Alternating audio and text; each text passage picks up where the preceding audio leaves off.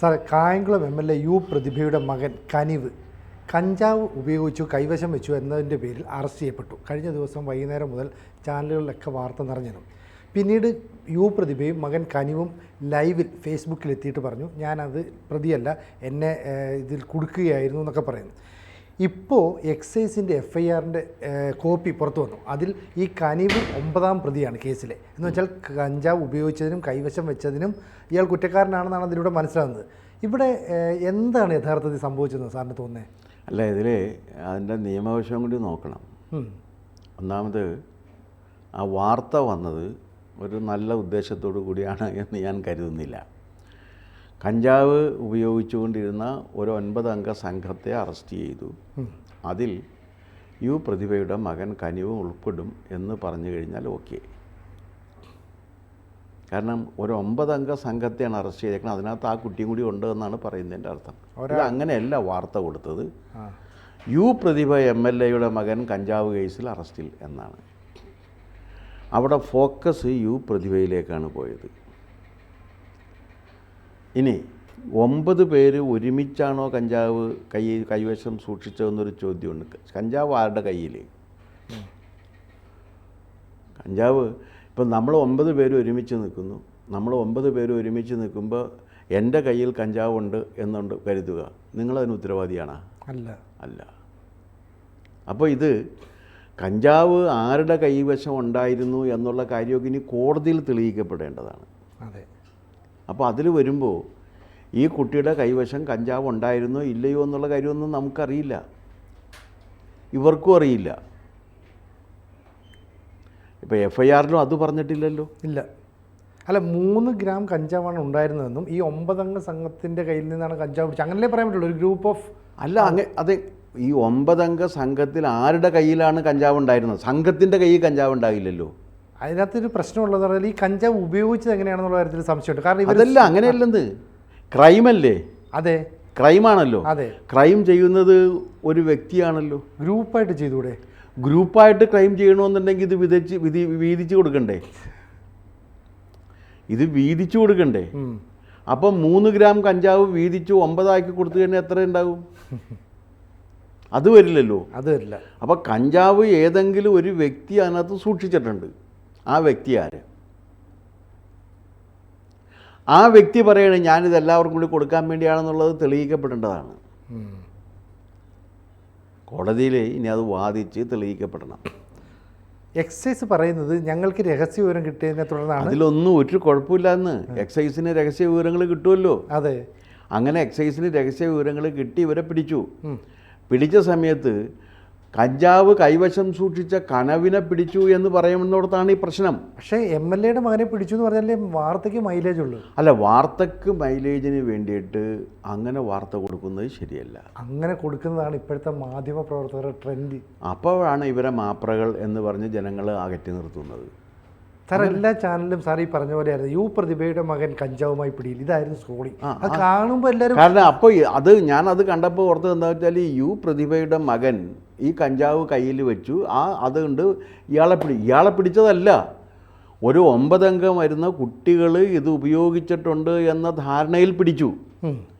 പിടിച്ചു കഴിഞ്ഞപ്പോഴേക്കും എന്ത് ചെയ്യുമെന്ന് വെച്ച് കഴിഞ്ഞാൽ ഈ കഞ്ചാവ് ഇവരുടെ കയ്യിലുണ്ടായിരുന്നു. ആരുടെ കയ്യിൽ നിന്ന് കിട്ടി?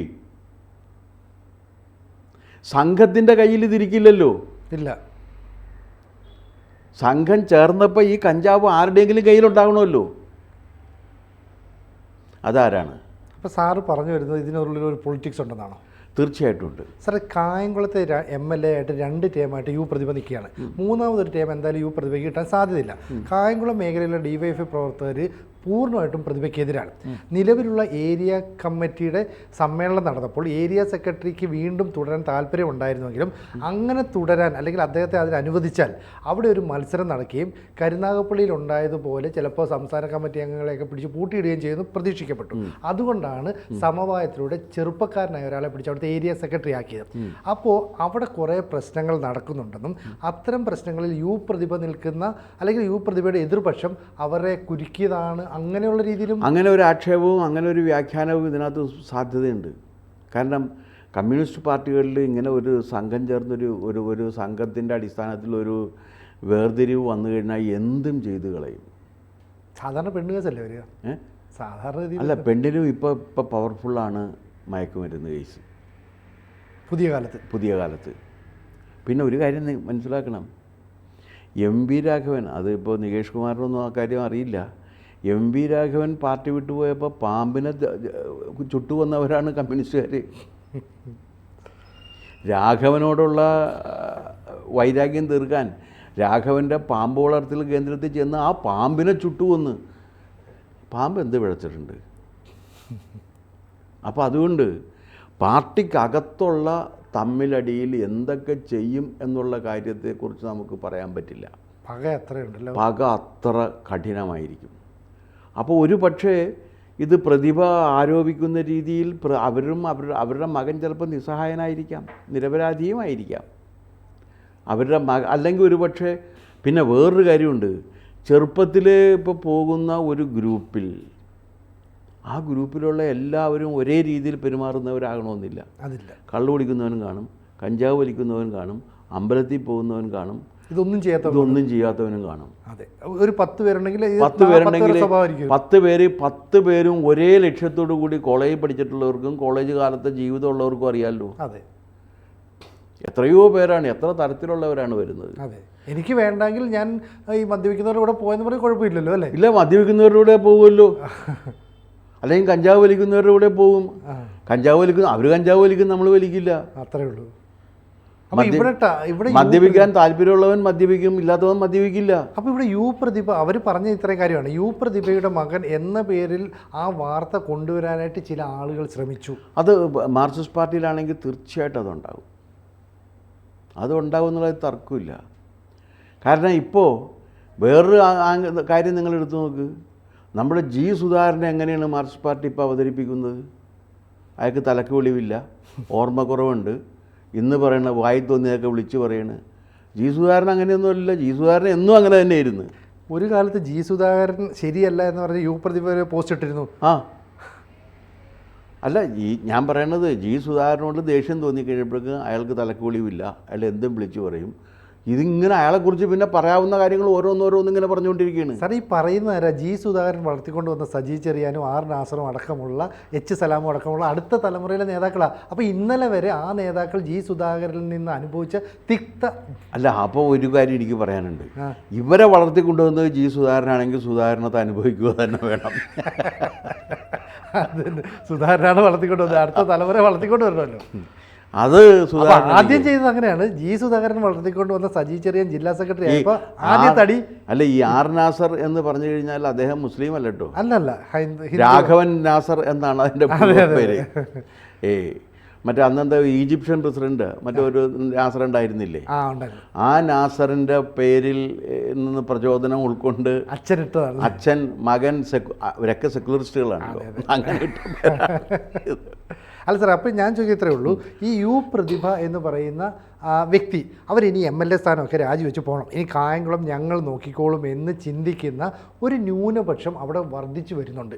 അങ്ങനെയുള്ളവരുടെ കയ്യിലേക്ക് CPM എന്ന് പറയുന്ന പാർട്ടി പോകുന്നു. ഇത് പറഞ്ഞത് ബിബിൻ സി ബാബു എന്ന് പറയുന്ന CPMൻ്റെ ആലപ്പുഴ ജില്ലയിലെ ജില്ലാ പഞ്ചായത്ത് വൈസ് പ്രസിഡന്റ് ആയിരുന്ന ആളാണ്. ഇപ്പോൾ അദ്ദേഹം മാറി BJPയിലെത്തി.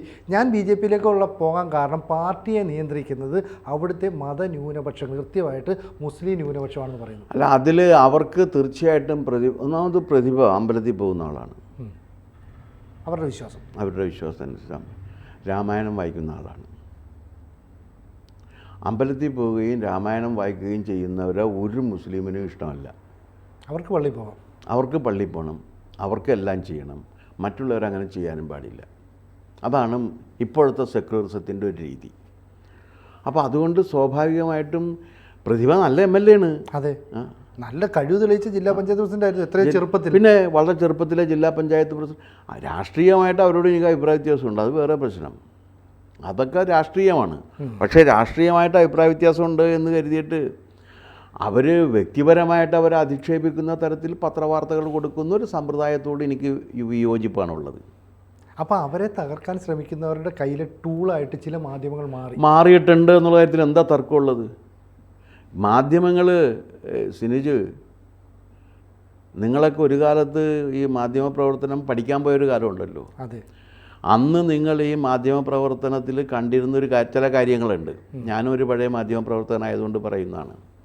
അത് ഇന്നില്ല. അതില്ല. ഇന്ന് പണം വാങ്ങി മാധ്യമങ്ങൾ വാർത്ത കൊടുക്കുന്നു എന്നത് വെറും ഒരു വസ്തുതയാണ്. പെയ്ഡ് ജേർണലിസം എന്ന് പറയുന്നത് വെറും ഒരു വസ്തുതയാണ്. പണം വാങ്ങി വാർത്ത കൊടുക്കുന്നു. ഞാൻ ഒരു പടി കൂടി കടന്നു പറയുന്നു, പണം വാങ്ങി വേണ്ടി വന്നാൽ തെറ്റായ കാര്യം പ്രചരിപ്പിക്കാനും മാധ്യമങ്ങൾ ഇപ്പോൾ തയ്യാറാണ്. അപ്പോൾ അതുകൊണ്ട് ഈ മാധ്യമങ്ങളിൽ പലർക്കും പ്രതിഭയെ എതിർക്കുന്ന വിഭാഗത്തിൽ നിന്നുള്ള ധനസഹായം കിട്ടിയിരിക്കും എന്ന് വേണം കരുതാനായിട്ട്. ധനസഹായം കിട്ടാതെ സോഷ്യലിസം നടപ്പിലാക്കാൻ ഒരു മാധ്യമവും ഇപ്പോൾ പ്രവർത്തിക്കില്ല. സാറ് തെരഞ്ഞെടുപ്പുകളിലൊക്കെ മത്സരിച്ചിരുന്ന വ്യക്തിയായതുകൊണ്ട് സ്വാഭാവികമായിട്ടും അത്തരം മാധ്യമങ്ങളുടെ ഒരു സാന്നിധ്യം സാറിൻ്റെ അടുത്ത് എത്തി കാണുമല്ലേ? ഞാനത് ആത്മകഥയിൽ എഴുതാൻ വേണ്ടി മാറ്റി വെച്ചേക്കാണ്. അങ്ങനെ ഉണ്ടായിട്ടുണ്ടോ? അതല്ലേ ഞാൻ പറയാം, ഞാൻ ആത്മകഥ എഴുതുമ്പോൾ അത് എഴുതുമെന്ന് പറഞ്ഞില്ലേ?